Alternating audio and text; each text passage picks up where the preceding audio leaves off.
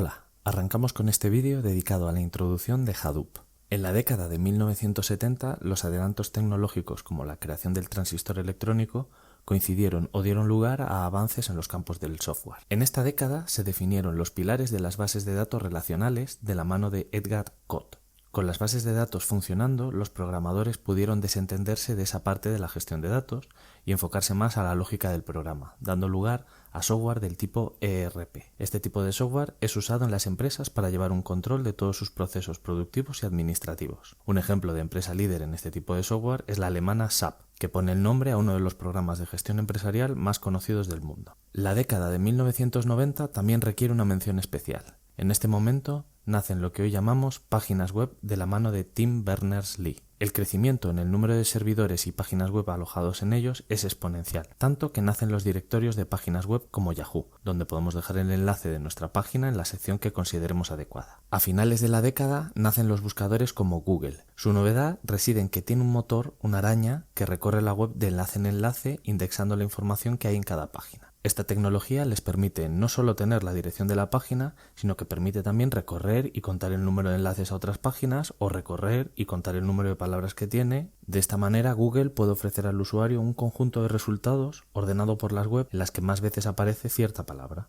Esto viene al caso porque uno de los primeros ejercicios que haremos en la parte de Yarn y MapReduce será un contador de palabras. Este ejercicio suele parecer bastante inútil, pero en este momento era toda una revolución. Con la cantidad de datos que Google obtiene, puede refinar aún más los resultados que con solo la mera observación de una página en concreto. Puede, por ejemplo, ordenar los resultados en función de los enlaces que apunten a esa web en concreto. Se supone que una web que sea apuntada desde muchas otras webs será mejor que otra a la que nadie apunte. En una nueva vuelta de tuerca también se podrá clasificar a las webs en más o menos importantes en función de los enlaces o las apariciones en búsquedas que tengan. Y por tanto se supondrán mejores las webs que sean apuntadas por webs importantes que las que lo enlazan pero sin apenas tráfico. Con la llegada del siglo XXI aparece la web 2.0, donde el usuario ya no es solo consumidor de información estática, sino que ya puede producirla en forma de comentarios de un blog, aportaciones en una wiki e incluso como creador de las nuevas redes sociales como Facebook. En estos momentos la cantidad de información que se generaba directamente e indirectamente sobrepasaba con creces la capacidad de las máquinas más potentes, así que se pusieron manos a la obra. Google desarrolló un sistema de ficheros llamado GFS, Google File System, con capacidad para almacenamiento distribuido. También desarrolló una base de datos llamada Bigtable con capacidad distribuida. Como ves, lo que tienen en común es la distribución, es decir, los datos ya no están en una sola máquina. Ahora el crecimiento es en horizontal, con múltiples nodos en una red.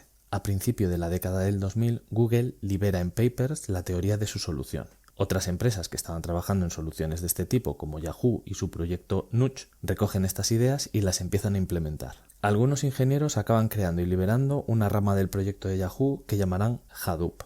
En esta propuesta se toma la esencia de los documentos de Google y se implementa una solución de almacenamiento y procesamiento distribuido en hardware no especializado. En este momento, cualquier compañía puede ya montar un clúster Hadoop con capacidad para almacenar y procesar una cantidad ingente de datos. Con esta posibilidad en el mercado nacen nuevos productos como Amazon AWS, Microsoft Azure y Google Cloud.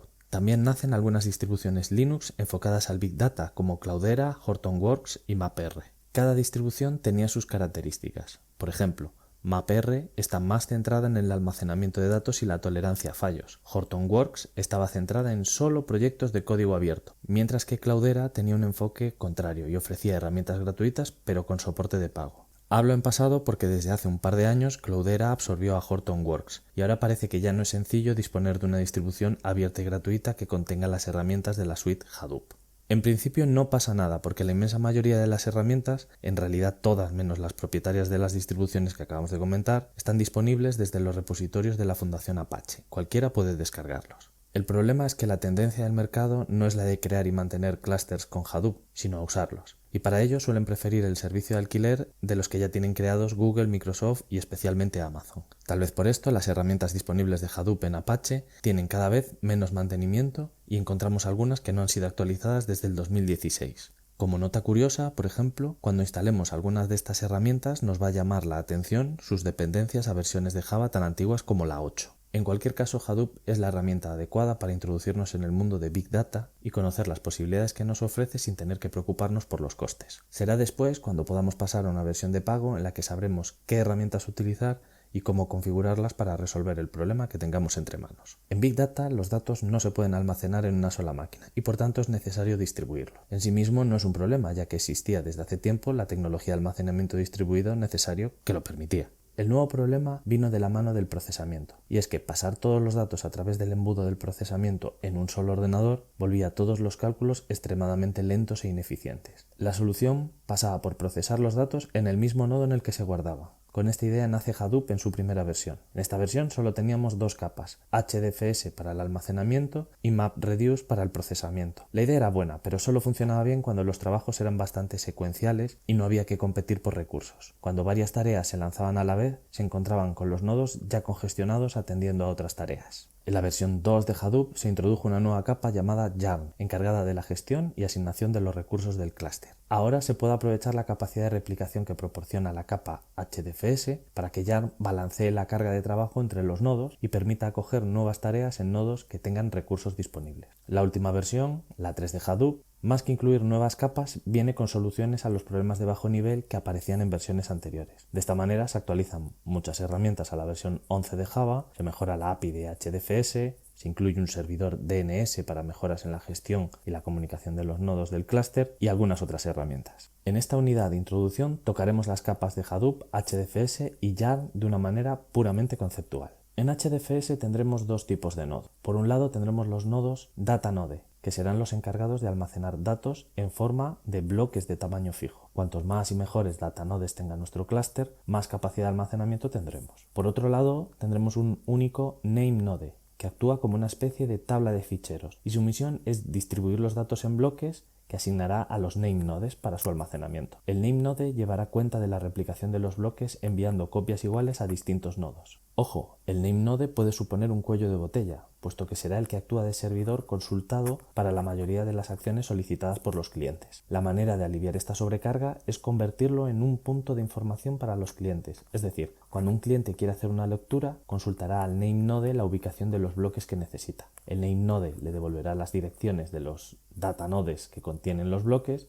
y se establecerá una comunicación que ya no pasa ni sobrecarga al NameNode. Piensa que los bloques estén replicados entre los datanodes permite que el NameNode le pase a los clientes la dirección del nodo que tiene una copia de ese bloque que esté menos saturado. En la parte de procesamiento, la idea de la capa YARN es bastante parecida en el sentido de que hay múltiples nodos que procesan la información y uno que gestiona los recursos. Aquí el volumen de datos en movimiento es mínimo, ya que de la ingestión de datos se ha ocupado previamente HDFS, y lo que ahora toca es el proceso de los datos en los mismos nodos que residen. Aquí el único nodo que actúa de servidor ante los clientes, al que llamaremos Resource Manager, recibirá la petición y asignará los recursos necesarios en forma de contenedores en los distintos nodos trabajadores. Estos contenedores son unidades de asignación de procesador y memoria dedicados a una tarea concreta. Además, también asignará a cualquiera de estos nodos trabajadores la tarea de supervisar la ejecución de una petición en concreto. De esta manera, el Resource Manager estará puntualmente informado de la evolución del proceso de las peticiones. Es decir, cuando un cliente hace una petición de proceso de datos, el Resource Manager comprueba qué nodos tienen esa información guardada y asigna preferentemente contenedores en esos nodos. También elige uno de esos nodos como Application Master, que será el encargado de supervisar el procesado.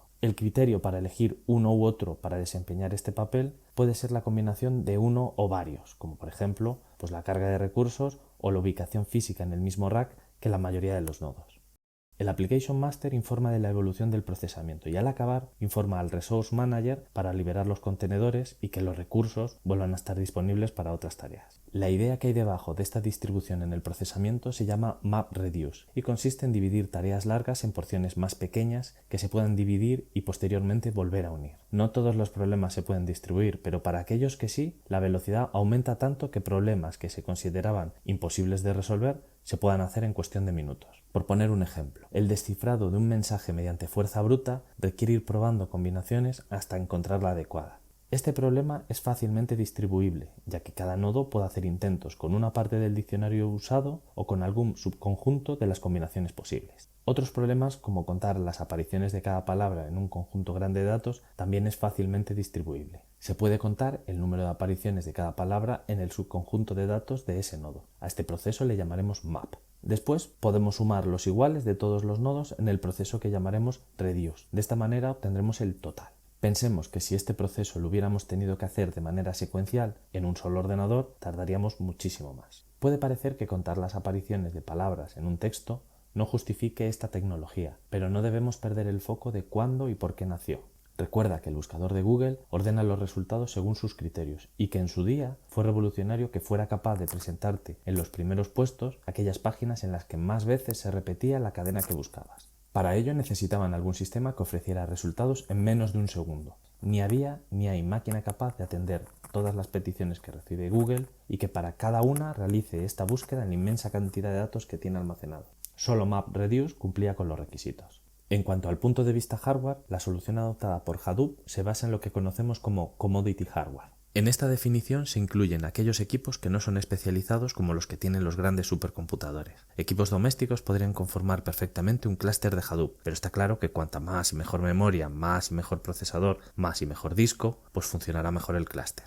Usar equipamiento no especializado provoca que con toda seguridad y de manera regular existan fallos en el hardware, que provoque pérdidas repentinas de comunicación. También es seguro que algún dispositivo de almacenamiento falle y no podamos escribir en él ni recuperar la información que guardaba. En otros casos será el procesador de algún nodo el que falle y dejará a medias los cálculos que estaba haciendo. Una o varias de estas situaciones a la vez es seguro que va a pasar, por lo que todo en Hadoop está pensado para la tolerancia a errores. Un application master en la capa de YARN que vigile los nodos que están resolviendo un problema y la posibilidad de que algún nodo herede su función si éste cae, o la redundancia de los bloques en la capa HDFS son dos de las muchas medidas que hay en este aspecto. En general tenemos que valorar dos aspectos fundamentales. Por un lado la red y por otro los nodos. La red debería ser rápida, confiable y con múltiples mecanismos de recuperación. Además, debe estar correctamente planificada, porque por cada switch por el que pase la información se ralentizará todo el proceso. En cuanto a los nodos, habrá que dotarlos de la máxima capacidad posible de memoria y almacenamiento, teniendo en cuenta su función.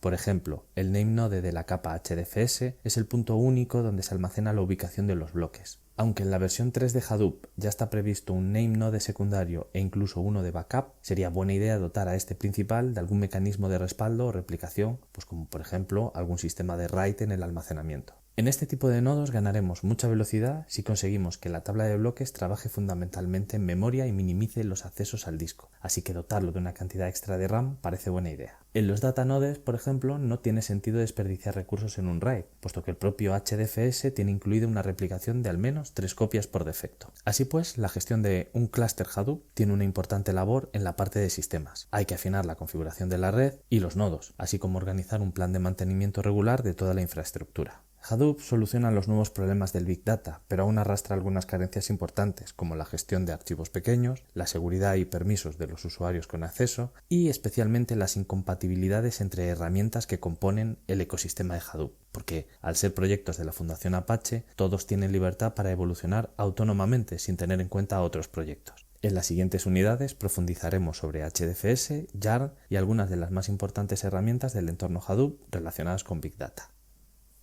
Hasta aquí este vídeo.